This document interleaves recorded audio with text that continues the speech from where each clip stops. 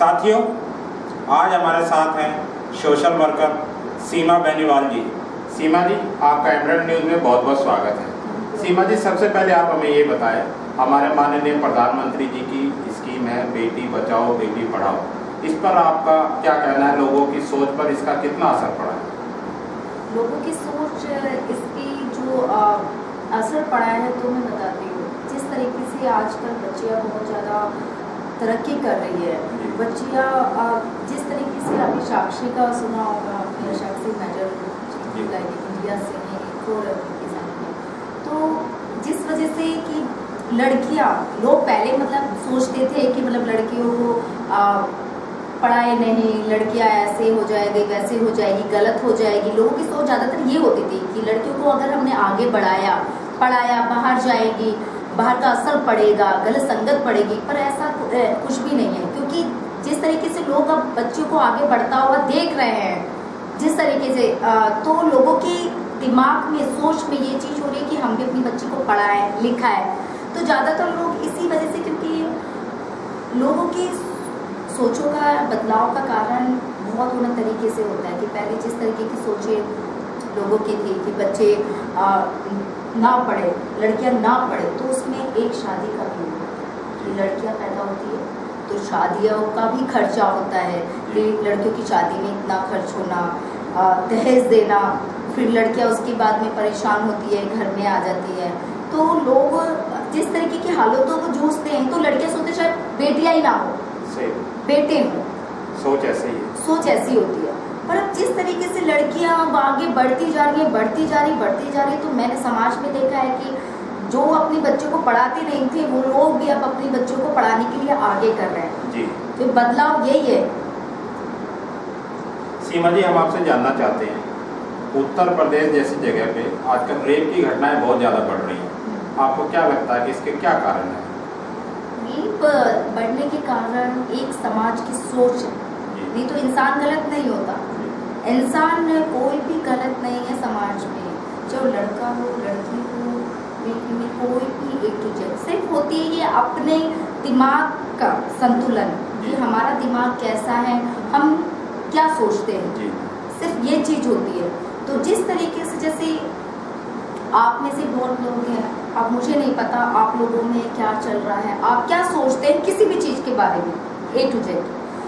तो ये जो फर्क पड़ता है, तो सिर्फ एक दिमाग की सोच है कि जो ये रेप की घटनाएं हो रही है, ज़्यादातर मैं अगर एक चीज़ बोलूँ, शायद मेरे को बोलना भी चाहिए, बट मेरे दिल में जो चीज़ है, मेरे दिल में जो चीज़ आ रही है, वो मैं एक बात शेयर करना चाहती हूँ आप सबके साथ। जी, बताएं। कि मैंने ज़्यादातर देखा है स्कूलों में लड़कियां, आज के टाइम में जो पहले का टाइम था, लड़कियां, मेरे को देख के दुख होता है कि लड़कियां जो पहले 2 चोटी बांध के स्कूलों में जाती थी, हम कपड़ों की बात नहीं कर रहे, कपड़े ठीक है, स्कर्ट वगैरह जैसे, जो 2 चोटियां बांध के जाती थी, जो सिंपल रहती थी, जिन्हें ये नहीं पता था मेकअप क्या होता है, वो आजकल की लड़कियां मैं ऑटो में देखती हूँ, गाड़ियों में देखती हूँ, स्कूल टाइम में वो लड़कियां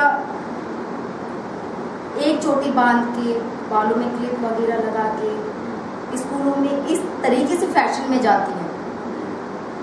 ओवर फैशन ज़्यादा है, ओवर फैशन, क्योंकि एक टीचर को भी कंट्रोल करना चाहिए ना उन्हें, कि लड़कियां अगर आ रही है तो वो उन्हें कंट्रोल में रखे। पहले तो इतना रेप होता नहीं था, नहीं होता था, पहले इतना था ही नहीं। अब धीरे धीरे समाज में, मैं महिला को गलत नहीं ठहरा रही हूँ, मेरी नज़र में महिला गलत नहीं है, पर मैं उन लोगों को कहना चाहती हूँ जो अपने बच्चों को देख रेख करे सही से, क्योंकि इस तरीके से पेरेंट्स की देखभाल के अंदर, पेरेंट्स की और स्कूल में भी देखभाल हो इस चीज़ के, कि लड़कियाँ, जैसे मैंने, लोग कहते हैं कि प्राइवेट स्कूलों में अच्छी पढ़ाई होती, सरकारी स्कूलों में गलत पढ़ाई होती है।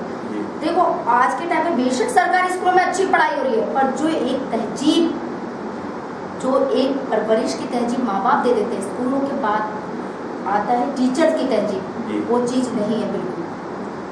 तो मेरी नज़र में एक सोच को बढ़ावा देना आदमी का भी वो होता है कि आदमी, अब लड़के जा रहे हैं, इस तरीके से लड़कियां जाती है, तो फिर लड़के उन्हें बुरी नज़र से देखते हैं, उनकी फिर इच्छाएं, गलत धारणाएं पैदा करती हैं। और लड़कों का बताए कि बहुत से जो जेंट्स हैं, लड़के हैं, वो तो मैं ये नहीं बोलूँगी कि वो इतने गंदे क्यों होते जा रहे हैं, वो उनकी सोच है, दिमाग का फ़र्क है कि उनका दिमाग बस चेंज किया जाए, जो लोग ऐसा करते हैं। ओके बाकी गलत कोई नहीं होता, ओके। सिर्फ एक सोच है हमारी। जी सीमा जी, हम आपसे जानना चाहते हैं सीमा जी, आप जैसे कि हम जानते हैं कि आप एक एनजीओ को चला रही हैं, हम आपसे जानना चाहते हैं कि आप अपनी एनजीओ के द्वारा लोगों की कैसे मदद करती हैं और अपनी एनजीओ में लोगों को कैसे जोड़ती हैं। लोगों की हेल्प करना हमारे एनजीओ में इस तरीके से है कि जैसे कोई इंसान परेशान है, किसी को पैसे की हेल्प चाहिए, कोई अगर घर में कोई लेडी परेशान है, वो अपने बच्चों को पाल रही है, या तो उसका हस्बैंड नहीं है या वो अपने बच्चों को पाल रही है, तो हम उसको हेल्प करवाते हैं कि जैसे हम कहीं पे उसका रोजगार, उसकी पेंशन बनवाना,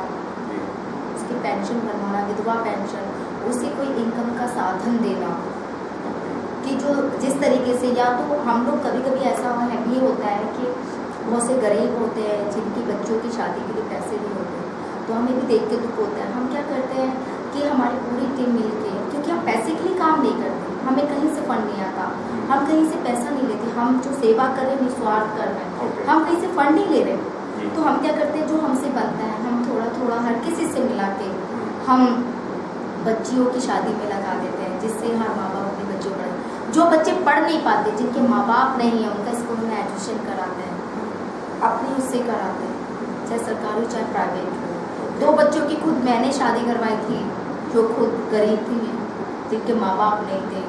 तो मैं बताती हूँ, मदद बहुत बहुत होती है, बहुत तरीके की हेल्प होती है। जिस तरीके की पुलिस थाना चौकी में लोग अगर परेशान हैं, किसी का कोई केस हो जाए, थाने वाले एफआईआर नहीं लिख रहे हैं, कोई कंप्लेन नहीं कर रहे हैं, तो उनकी भी हेल्प करते हैं, क्योंकि इस समाज में बहुत लोग हैं जिन्हें कुछ नहीं पता, जिनको ये नहीं पता कैसे क्या करना है। ओके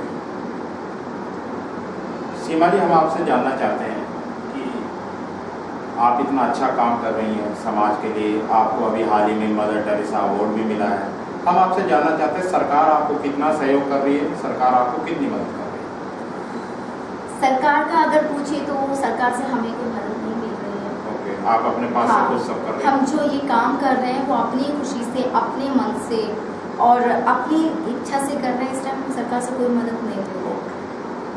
सरकार से आपको कोई मदद। ओके, थैंक यू सीमा जी, आपसे एमरल्ड न्यूज़ से बात करने के लिए आपका बहुत बहुत शुक्रिया। Thank you.